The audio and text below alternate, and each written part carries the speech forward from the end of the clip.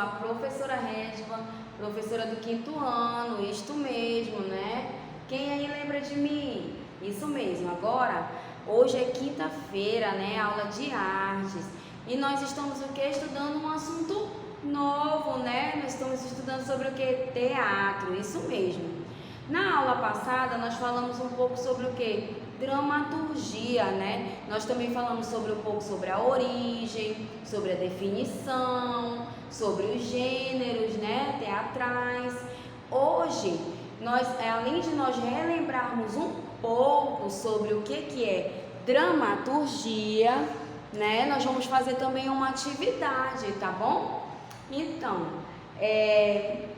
nós estudamos sobre dramaturgia na aula passada. Vamos relembrar? O que é dramaturgia? É o nome dado aos textos de teatro, né? Esses textos, eles são escritos para serem transformados em o quê? Em ação, ou seja, ensinados por atores, isso mesmo. Uma das características importantes da dramaturgia é o quê? São as rubricas, né? Que são rubricas, professora? São textos o quê? Que orientam sobre como devem ser o quê? Expressas as emoções dos personagens e dão informações sobre o cenário. Isso mesmo.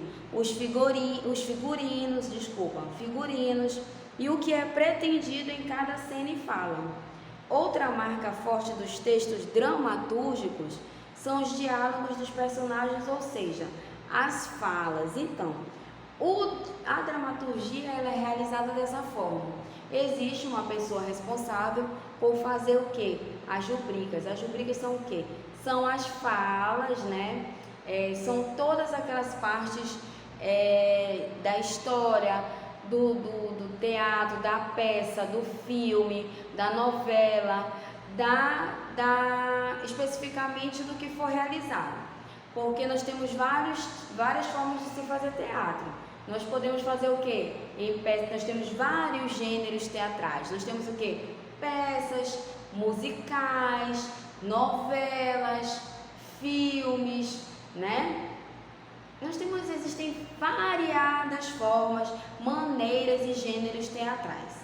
Então, nós precisamos do quê? De uma pessoa responsável para fazer essa divisão, que eu, como eu acabei de ler para vocês, são responsáveis por quê? Pelo figurino, responsáveis pelas falas, pelas cenas, são todas aquelas ordens, aquela organização por trás do grande espetáculo que vai ser o quê? Apresentado ao público, né? Então, agora, crianças, nós vamos assistir o quê?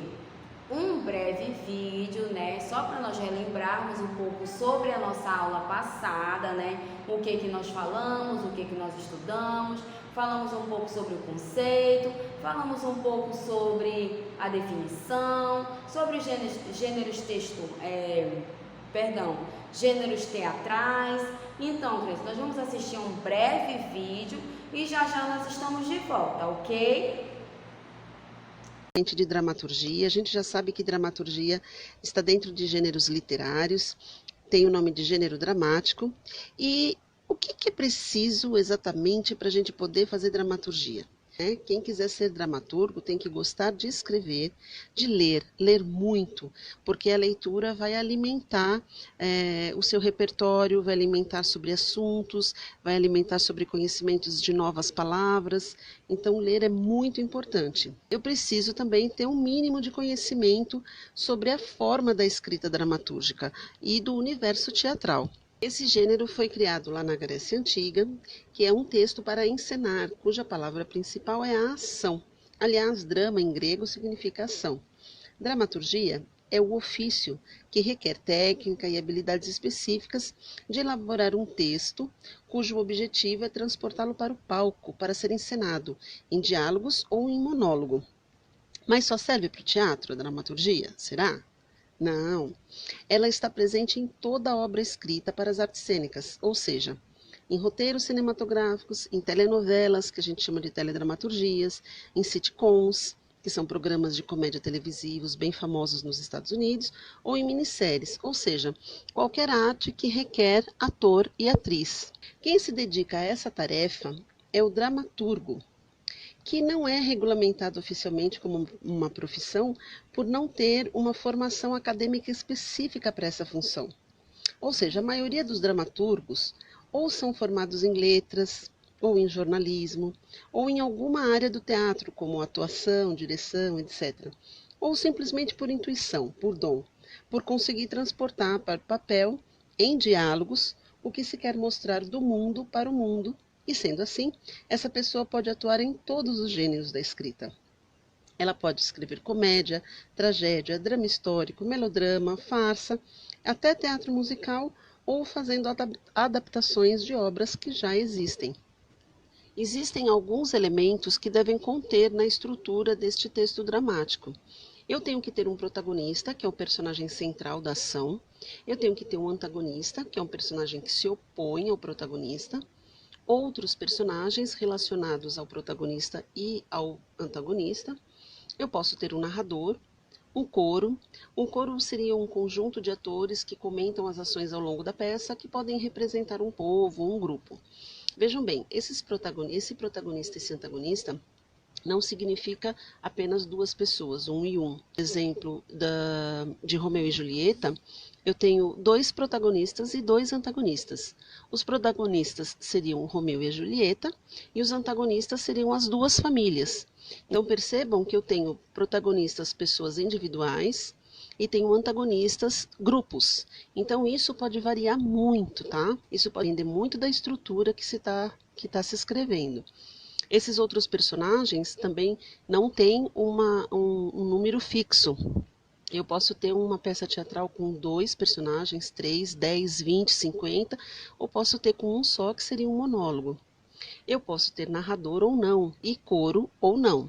Então, o que eu preciso mesmo são protagonistas e antagonistas para que eu tenha o conflito, mas de resto eu posso variar. O gênero dramático também tem algumas características específicas dele. Então, é um texto em forma de diálogos, né? Ele é dividido em atos ou em cenas.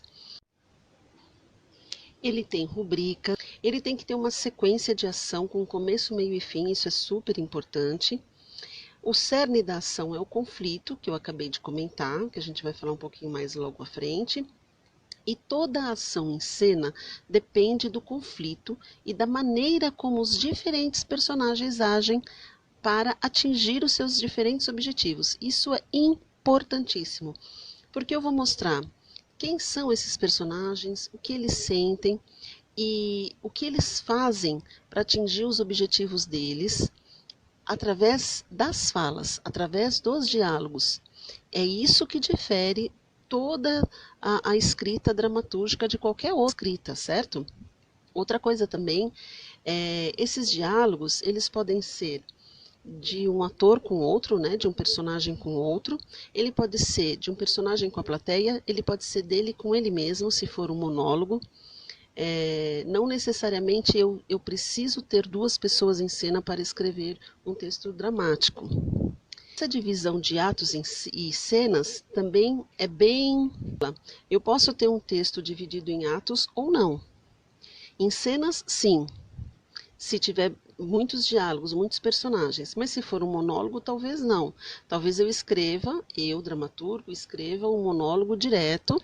E quem for interpretar esse texto faz, nos seus estudos, a sua própria divisão. Não necessariamente que ela esteja escrita como divisão de cena. As rubricas também variam muito. Elas descrevem lugares, elas descrevem personagens, ações das personagens, tempo, espaço, ou elas podem não existir no texto. Isso também é a escolha do dramaturgo. Ele pode resolver colocar rubrica em tudo ou apenas sinalizar algumas coisas. Vai depender do estilo de quem está escrevendo também. A sequência da ação, isso tem que ter de qualquer jeito. Todo texto teatral tem que ter começo, meio e fim. Pode começar ao contrário? Pode começar pelo fim, depois ir para o meio e para o começo? Sim, eu posso inverter as ordens, mas eu tenho que ter em mente o que é o começo da minha história, o que é o meio da minha história e o que é o fim. Como a gente está falando bastante de conflito, vamos nos aprofundar um pouquinho mais. O que seria o conflito, né? Segundo o dicionário, é um substantivo masculino, é a ausência de concordância, simplesmente. E no teatro é um elemento que a partir do qual a progressão narrativa tem início. Ou seja, o conflito é extremamente importante para o texto dramático, porque é a partir dele que se desenrola toda a história. Eu posso ter um texto com um conflito único, geral, e eu posso ter um texto com vários pequenos conflitos, como por exemplo na teledramaturgia. Numa novela eu tenho vários pequenos conflitos, mas sempre tendo em mente que é a ausência da concordância. Por isso que existem os protagonistas e os antagonistas, porque são eles que dão o conflito. E eu posso ter mais de um. E eu posso ter, além de mais de um geral para a obra toda. Bom, assim como nós já vimos que na poesia, no conto, existe uma estrutura estética, no texto dramático também. Então, ele tem algumas características. Por exemplo, a apresentação. Eu posso ter, na primeira página, o nome da obra, o autor, simplesmente só. Ou eu posso também ter o nome da obra, o autor, o número total de páginas, posso informar quantos atos tem essa obra, quantas cenas, ou não, ou simplesmente ter apenas o título e o autor, mas eu preciso ter uma folha de capa. Na sequência, como primeira página, já com os diálogos, eu vou repetir o nome da obra, vou repetir o nome do autor. Tem textos até que eu tenho esse nome de obra e de autor em todas as páginas, inclusive. Nesta primeira página, fora a página de capa, eu preciso apresentar os personagens, eu tenho que pôr os nomes dos personagens. É opcional para os dramaturgos também. Às vezes eles colocam só o nome das personagens, às vezes eles colocam o nome e alguma característica já do lado. Então, tudo isso vai da criação do dramaturgo. Continuando com os exemplos, a gente já sabe que o texto dramático tem diálogos, né?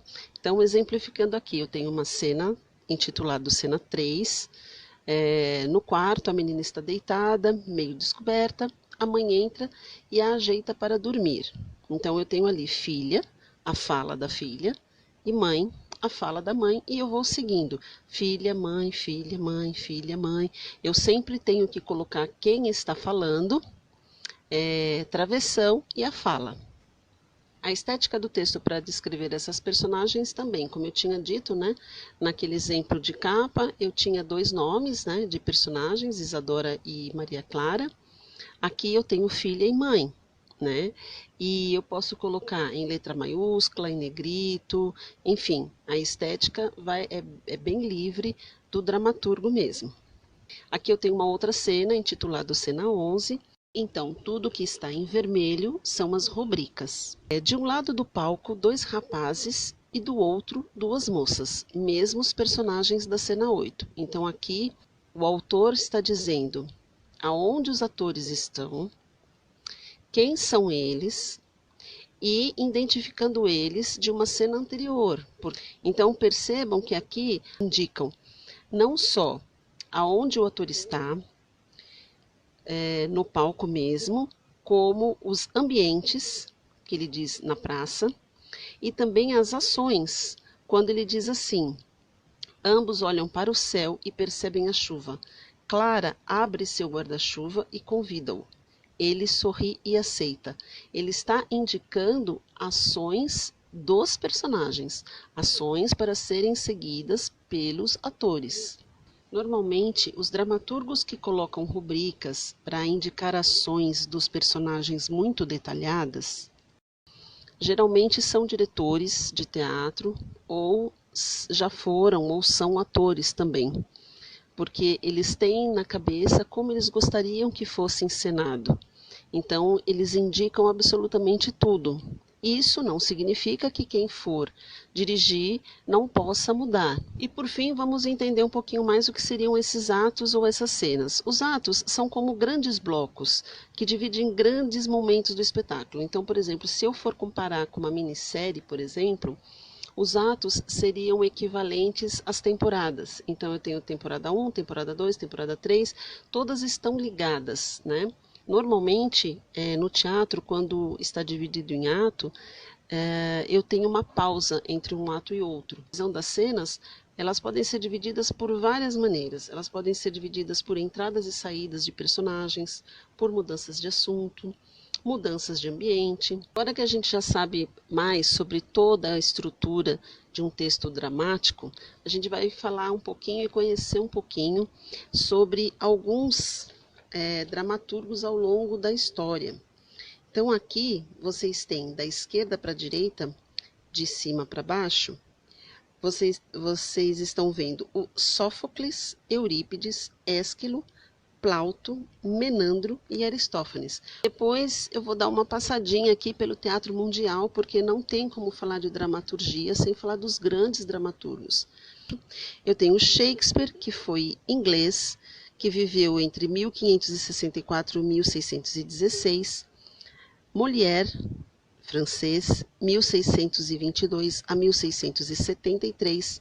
Calderón de la Barca, espanhol, que viveu entre 1600 e 1681. Samuel Beckett, 1906 a 1989, foi irlandês. August Strindberg, de 1849 a 1912, sueco. Tennessee Williams, 1911-1983, nasceu nos Estados Unidos. Bertolt Brecht, em 1898 a 1956, alemão. E, por último, nesta página, Arthur Miller, 1912 a 2005, também norte-americano. Seguindo nossa sequência de dramaturgos pelo mundo, Rainer Miller, 1929 a 1995, alemão. Henrik Ibsen, 1828-1906, norueguês. Eugene O'Neill, 1888-1953, nascido nos Estados Unidos. Anton Chekhov, 1860-1904, russo. Frederico Garcia Lorca, esse rapazinho bonitão, 1898-1936, espanhol. E por último, nesta página, Luigi Pirandello, 1867 a 1936, italiano. E no Brasil? Então eu tenho, novamente, da esquerda para a direita, de cima para baixo, Gil Vicente, Machado de Assis, Martins Pena, Arthur Azevedo, Corpo Santo e José de Alencar. Mário Brazini, Nelson Rodrigues, Ariano Suassuna e Dias Gomes. Plínio Marcos, Augusto Boal, Antônio Bivar, Milor Fernandes, Naum Alves de Souza e Mauro Razzi. Todos esses já em memória, infelizmente. O gênero dramático, ele sempre acompanhou a história da humanidade, desde as encenações ritualísticas, tribais e religiosas até o teatro contemporâneo. E não é diferente com esses dramaturgos. Eles contaram mesmo, se vocês conseguissem ler pelo menos uma obra de cada um deles, dos brasileiros, vocês podem perceber tudo o que está acontecendo no país através das obras desses gênios, né? E aí a gente chega e ainda estão com a gente Chico Buarque, Marcos Caruso, Miguel Falabella, Oduvaldo Viana Filho, Mário Bortolotto e o mais recente Joe Bilac. Eu mostrei para vocês, desde a Grécia Antiga até os dias de hoje, 41 nomes de dramaturgos famosos. E não são todos, tá? São alguns dos principais. 41 nomes. Nada incomodou vocês? Vocês perceberam que não tinha nome de mulher?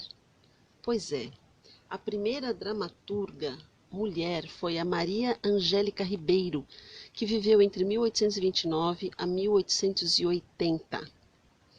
pioneira na cena teatral brasileira no gênero feminino, foi a primeira mulher brasileira a escrever dramaturgia.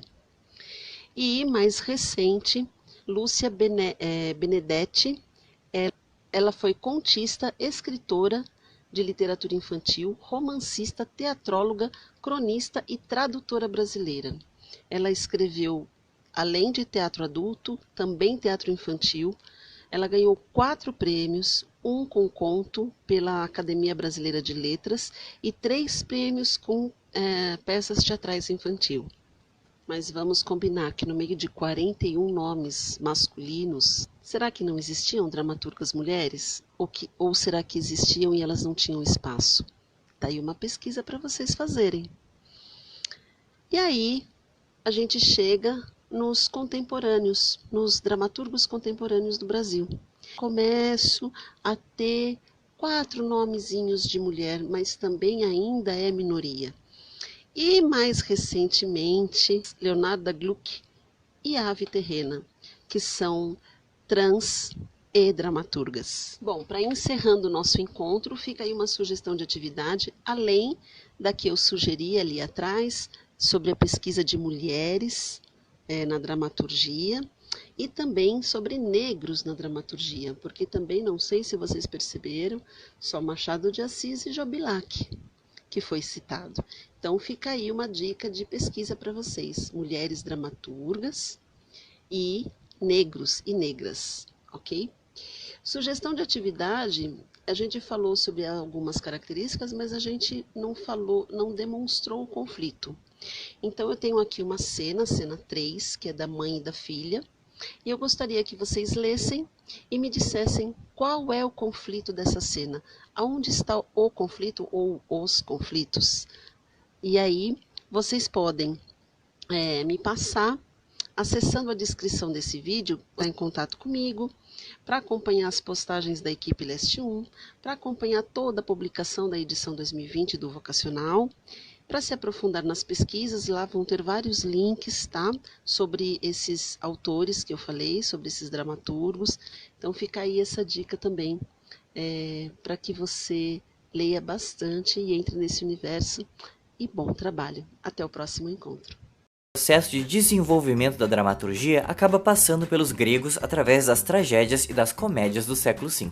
Grande parte daquilo que a gente conhece sobre as tragédias e comédias gregas vem daquilo que pode ser considerada a primeira análise crítica teatral da história, a Poética de Aristóteles. Importante apontar que provavelmente os escritos de Aristóteles são anotações de seus alunos e não escritos dele mesmo.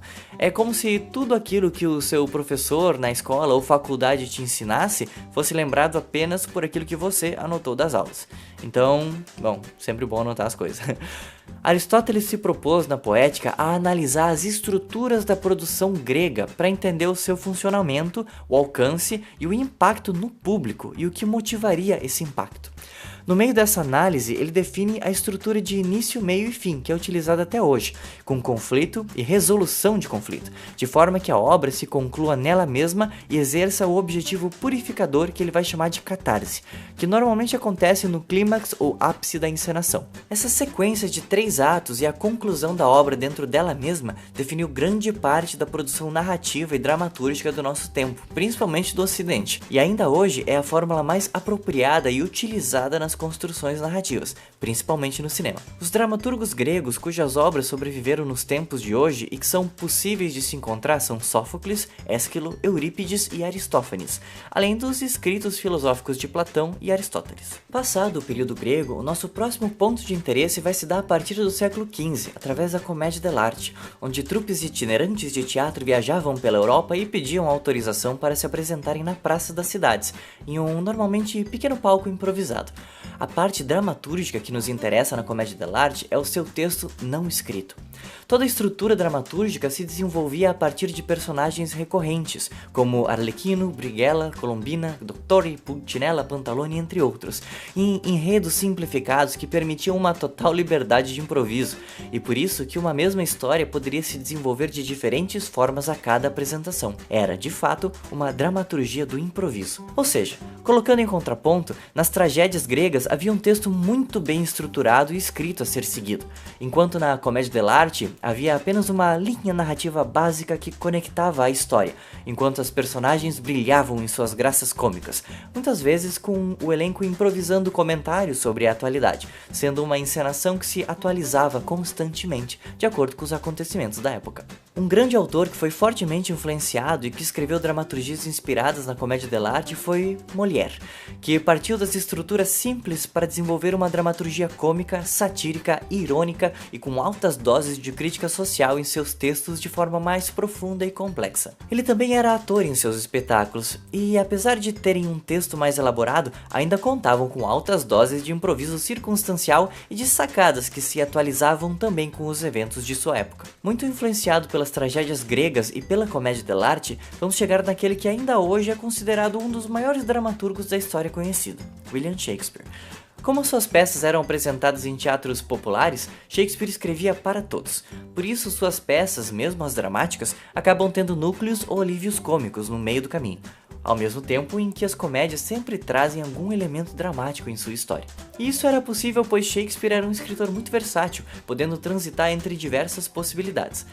Apesar dessa versatilidade, ele não era muito criativo em seus enredos, normalmente se baseando em uma história que já existia ou em algum acontecimento histórico real de uma época anterior, e se aprofundava no conteúdo e personagens dessa história, trazendo uma alta carga poética e metafórica nas falas e nas personagens. Por isso que seus textos são tão lembrados ainda hoje, por trazerem diversas metáforas poéticas para a vida, por criar imagens a partir de palavras e de entender que não só o que acontece na história importa, mas que a forma como ela é contada e a complexidade das personagens também carregam uma importância tão grande quanto a sucessão de acontecimentos em si. Nisso, chegamos na era dos melodramas a partir do século XIX, encabeçadas, entre outros, por Picard-Ricot, que foi um dos grandes nomes desse gênero. O melodrama vai trazer de forma muito nítida a luta do bem contra o mal. Vai buscar um maniqueísmo muito claro e de fácil absorção, com muitas reviravoltas e momentos que façam o público saltar a cadeira e sair da realidade entrando na história, torcendo pelos mocinhos e contra o vilão. Dramaturgicamente, é interessante perceber como esse maniqueísmo se manifesta nas personagens, porque mais do que pessoas, essas personagens vão representar sentimentos e terão de expressar esses sentimentos de forma ainda maior e mais clara, para que o público não tenha dúvida de quem é bom e de quem é mau. Então, se escrevia uma personagem para ser valente, então ela seria o cúmulo da valentia. A mocinha doce e sensível seria o cúmulo dessas características e o vilão se apresentaria como o ápice da maldade possível. É uma escrita que vai buscar extrapolar os sentimentos e a sensibilidade em personagens que são completamente verdadeiros em suas emoções, naquilo que são e naquilo que acreditam. É dessa característica do melodrama que nascem os heróis e os vilões. Outro aspecto que nasce com o melodrama, e principalmente com Picard-Ricot, é a figura do encenador-diretor de cena, e o próprio termo mise-en-scène vem dessa época, pois eles começaram a buscar formas de impactar o público para além da dramaturgia, utilizando artifícios cênicos para isso. Antes da era dos melodramas, não era comum haver uma pessoa responsável pela encenação. Normalmente, a dramaturgia já era escrita pensando na estrutura disponível para um elenco que já estava acostumado com ela. Nas tragédias gregas havia uma semi-arena, em Shakespeare havia um palco normalmente com 2 alturas e um balcão, em Molière havia a rua e os palcos improvisados. A direção das cenas, antes do melodrama, era feita pelos dramaturgos e pelo elenco a partir das orientações dos textos. A partir desse momento histórico, a dramaturgia passa a trabalhar em conjunto com os processos de direção, e ambos passam a se influenciar mutuamente. E nisso chegamos a uma dupla que representa muito bem esse aspecto, Stanislavski e Chekhov.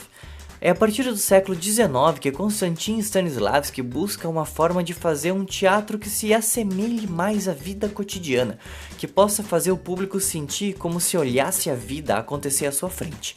E nisso encontra dentro da linguagem naturalista de Chekhov seu maior expoente. Chekhov vai criar cenas cotidianas onde aparentemente nada acontece, mas internamente cada frase e palavra carrega uma enorme carga de subtexto, o que direcionava a criação das personagens a partir de muito estudo e aprofundamento no texto, nas falas e nas situações, o que se mostrou um veículo perfeito para a pesquisa de Stanislavski dentro desse aspecto naturalista. O que nos interessa na dramaturgia de Chekhov é exatamente isso, o tudo que acontece enquanto nada, aparentemente, acontece. Uma fatia da vida em cena no palco. E essa sutileza faz um contraponto total com o melodrama. Nem melhor, nem pior. só diferente. Tanto que, praticamente, em paralelo a essa busca do real em cena, vamos encontrar mais um contraponto em Ibsen e Strindberg. Inicialmente, ambos escreveram dentro de ideias realistas, mas, no decorrer de suas vidas, foram progressivamente migrando para o simbolismo e o surrealismo em seus trabalhos finais. E o que nos interessa nessa dramaturgia que flerta com o surreal e o simbólico é a ideia de que não existe mais tempo nem espaço na cena.